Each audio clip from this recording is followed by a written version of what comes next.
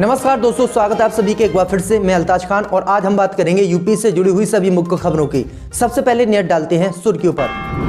अतीक अहमद की जिस जमीन पर सीएम योगी ने की पूजा, उस पर कोर्ट में चल रहा है मुकदमा। पूजा करके बुरी तरह से फंस गए मुख्यमंत्री योगी आदित्यनाथ। ओमिक्रॉन की वजह से नहीं टाले जाएंगे उत्तर प्रदेश में चुनाव। रैलियों और जनसभाओं पर रोक लगा सकता है चुनाव आयोग। अखिलेश यादव ने नीति आयोग के हेल्थ इंडेक्स में खराब प्रदर्शन को लेकर योगी सरकार पर साधा निशाना। बोले ये है यूपी की सच्ची रिपोर्ट। योगी सरकार के नाइट कर्फ्यू के फैसले पर वरुण गांधी ने उठाए सवाल। बोले ये है समझ से परे। यूपी में बड़ा फेरबदल। योगी सरकार ने 7 आईपीएस अफसरों का फिर से किया तबादला। नए साल में योगी सरकार देगी 15 से 18 साल के किशोरों को वैक्सीनेशन का गिफ्ट। 3 जनवरी से शुरू होगा कार्यक्रम। अब खबरें जानते हैं दोस्तों विस्तार से। तो अतीक अहमद की जिस जमीन पर सीएम योगी ने की पूजा, उसका मामला है कोर्ट में। बीबी ने किया खुलासा। दोस्तों आपको बता दें कि पूर्व सांसद अतीक अहमद की जिस विवादित जमीन पर सीएम योगी आदित्यनाथ ने पूजन कर गरीब परिवारों के लिए आवास बनाने की घोषणा की है, वह विवादों में फंस गई है। अहमदाबाद की जेल में बंद अतीक की पत्नी शाइस्ता परवीन का कहना है कि उस जमीन के मालिकाना हक का फैसला कोर्ट में विचाराधीन है।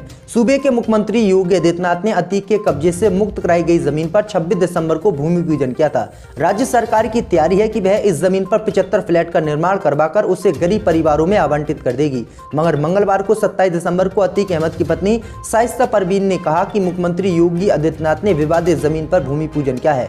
शाइस्ता का कहना है कि इस जमीन का केस कोर्ट में चल रहा है। ये जमीन हमारी है। इस जमीन के लिए हम सुप्रीम कोर्ट तक मुकदमा लड़ेंगे। अखिलेश यादव ने नीति आयोग के हेल्थ इंडेक्स में खराब प्रदर्शन को लेकर योगी पर साधा निशाना। बोले ये यूपी की सच्ची रिपोर्ट। दोस्तों आपको बता दें कि समाजवादी पार्टी के अध्यक्ष अखिलेश यादव ने नीति आयोग द्वारा जारी स्वास्थ्य सूचकांक में उत्तर प्रदेश के खराब प्रदर्शन पर राज्य की योगी आदित्यनाथ सरकार पर निशाना साधा है। अखिलेश यादव ने ट्वीट कर नीति आयोग के हेल्थ इंडेक्स में स्वास्थ्य और चिकित्सा के मामलों में यूपी सबसे नीचे है। उत्तर प्रदेश की भाजपा सरकार की सच्ची रिपोर्ट ये ही है। दुनिया भर में झूठे विज्ञापन छपवाकर सच्चाई बदली नहीं जा सकती। ओमिक्रॉन की वजह से नहीं टाले जाएंगे उत्तर प्रदेश में चुनाव। रैलियों और जनसभाओं पर लग सकती है रोक। दोस्तों आपको बता दें कि उत्तर प्रदेश, पंजाब समेत 5 राज्यों में 2022 में विधानसभा चुनाव हैं। इस पर सोमवार को चुनाव आयोग की स्वास्थ्य विभाग के अधिकारियों के साथ नई दिल्ली में मीटिंग हुई।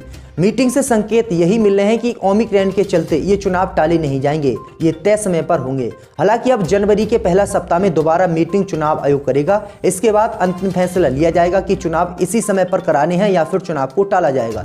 सूत्रों के मुताबिक चुनाव आयोग अपने शेड्यूल पर टिका रहना चाहता है। आयोग ने चुनावी राज्यों उत्तर प्रदेश, उत्तराखंड, गोवा, पंजाब और मणिपुर के स्वास्थ्य सचिवों के साथ आयोग ने ओमिक्रॉन के बढ़ते मामलों पर चर्चा की। इन राज्यों में वैक्सीनेशन कवरेज और ओमिक्रॉन केसेस का आंकड़ा भी मांगा है। प्रधानमंत्री मोदी ने कानपुर मेट्रो का किया उद्घाटन। सीएम योगी के साथ ट्रेन की सवारी। दोस्तों आपको बता दें कि प्रधानमंत्री नरेंद्र मोदी ने मंगलवार को 11,000 करोड़ रुपए की लागत की कानपुर मेट्रो रेल परियोजना का उद्घाटन किया। रेल की शुरुआत करने के बाद वह आईआईटी कानपुर मेट्रो स्टेशन पर ट्रेन में सवार हुए और इस सेवा के पहले यात्री बने। उन्होंने आईआईटी मेट्रो स्टेशन से गीतानगर तक मेट्रो की सवारी की। इस दौरान प्रधानमंत्री मोदी के साथ उत्तर प्रदेश के मुख्यमंत्री योगी आदित्यनाथ और केंद्रीय मंत्री हरदीप सिंह पुरी भी मौजूद थे। योगी सरकार के नाइट कर्फ्यू के फैसले पर वरुण गांधी ने उठाए सवाल। बोले ये समझ से है परे। दोस्तों आपको बता दें कि बीजेपी के नेता वरुण गांधी ने सोमवार को योगी सरकार के एक फैसले पर सवाल उठाए हैं। उन्होंने कहा कि ये समझ से मेरे परे है। दरअसल आपको बता दें कि भारतीय जनता पार्टी के नेता वरुण गांधी ने सोमवार को उत्तर प्रदेश सरकार के दिन में भीड़ भाड़ वाली रैली करने और रात में कर्फ्यू लगाने के फैसले पर सवाल उठाए। उन्होंने कहा कि ओमिक्रॉन के खतरे के बीच इस तरह की रैलियां कर योगी सरकार ओमिक्रॉन को रोकने के बजाय चुनाव को प्राथमिकता दे रही है। पीलीभीत निर्वाचन क्षेत्र के सांसद ने कहा है कि दिन में विशाल रैलियां आयोजित करके रात में कर्फ्यू लगाने का जो योगी सरकार का फैसला है वह एक आम आदमी की समझ से परे है। उन्होंने कहा है कि अगर इस तरह से योगी सरकार नाइट कर्फ्यू लगाएगी और दिन में रैलियों को करेगी तो कैसे कोरोना काबू में होगा।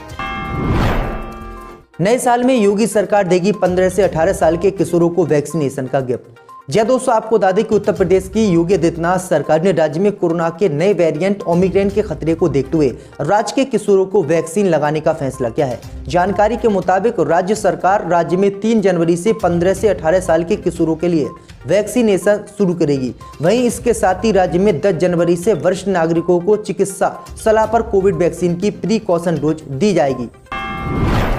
उत्तर प्रदेश में आज 3 दिवसीय दौरे पर निर्वाचन आयोग की टीम चुनाव की तैयारियों को लेगा जायजा। जय दोस्तों, आपको बता दें कि उत्तर प्रदेश में अगले साल होने वाले विधानसभा की चुनाव की तैयारियों के सिलसिले में मुख्य निर्वाचन आयुक्त सुशील चंद्र के नेतृत्व में केंद्रीय निर्वाचन आयोग की एक टीम आज 3 दिवसीय दौरे पर उत्तर प्रदेश आई है। सूत्रों ने सोमवार को बताया है कि चुनाव की तैयारियों के सिलसिले में 28 से 30 दिसंबर तक चुनाव आयोग की टीम लखनऊ में रहेगी। मंगलवार को निर्वाचन आयोग के अधिकारी सभी राष्ट्रीय और क्षेत्रीय राजनीतिक दलों के प्रतिनिधियों के साथ बैठक करेंगे, जबकि शाम को पुलिस के नोडल अफसरों और केंद्रीय सुरक्षा बलों के अधिकारियों के साथ बैठक होगी। उन्होंने बताया है कि 29 दिसंबर को राज्य के मंडलायुक्त जिला अधिकारियों और पुलिस प्रमुखों के साथ चुनाव आयोग के अधिकारी बातचीत करेंगे और चुनाव प्रक्रिया की रणनीति तैयार करेंगे। दौरे के तीसरे और अंतिम दिन यानी 30 दिसंबर को मुख्य सचिव और पुलिस महानिदेशक के साथ बैठक चुनाव आयोग के अधिकारियों की होगी। चुनाव आयोग के अधिकारियों की उसी दिन शाम को एक संवाददाता सम्मेलन को संबोधित कर सकते हैं और इसमें ऐलान कर सकते हैं कि चुनाव टाले जाएंगे उत्तर प्रदेश में या फिर नहीं। एक्शन में उत्तर प्रदेश पुलिस, माफिया राकेश यादव का मकान और साथी की गाड़ी जब्त। जय दोस्तों, आपको बता दें कि गोरखपुर के टॉप 10 बदमाशों में शामिल माफिया राकेश यादव और उसके साथी दिनेश यादव की संपत्ति रविवार को पुलिस और प्रशासन की टीम ने जब्त कर ली है। राकेश के झुग्गिया स्थित मकान के 2 कमरों को सील किया गया है, तो वहीं दिनेश का ऑटो भी जब्त कर लिया गया है। दोनों पर आरोप है कि इन्होंने अपराध के पैसे से ये संपत्ति बनाई है। हालांकि राकेश और उसके परिवार के नाम की कुछ गाड़ियों को पहले भी सरकार ने जब्ती के दायरे में रखा था, पर अभी उस पर कार्रवाई नहीं हो पाई है। राकेश यादव देवरिया जेल में बंद है।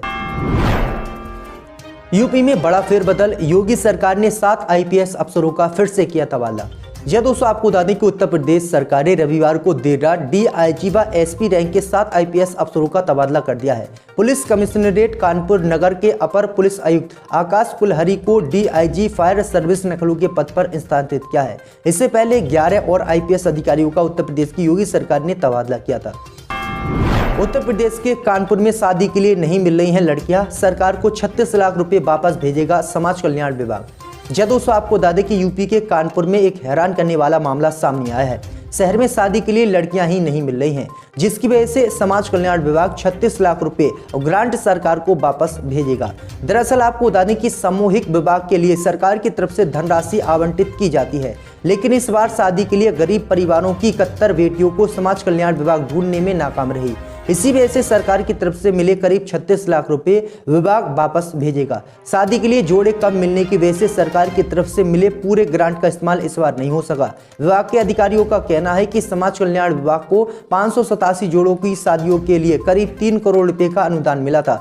जिलाधिकारी ने जिले में सामूहिक विवाह के लक्ष्य के मुताबिक जोड़ों की शादी कराने के निर्देश दिए थे। जिला स्तर के अधिकारी और विभाग के कर्मचारी और ब्लॉक स्तर के कर्मचारियों को जोड़े खोजने की जिम्मेदारी दी गई थी, लेकिन काफी कोशिशों के बाद भी सिर्फ 516 जोड़े ही खोजे जा सके। 4 जगहों पर समारोह में इन सभी की शादियां कराई गई थी। वहीं आपको बता दें और जोड़े नहीं मिल पाए, जिसके कारण चुनाव जो है सरकार को पैसे समाज कल्याण वापस भेजेगा।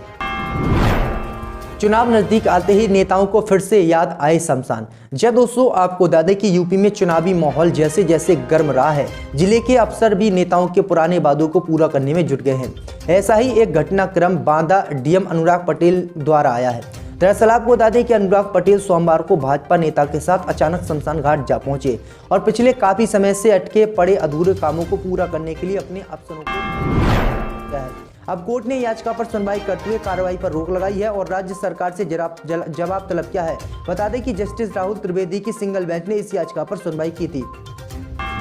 बीएसपी नेता सतीश चंद्र मिश्रा का बड़ा बयान, कहा झूठे वादों से हुई है बीजेपी की स्थापना।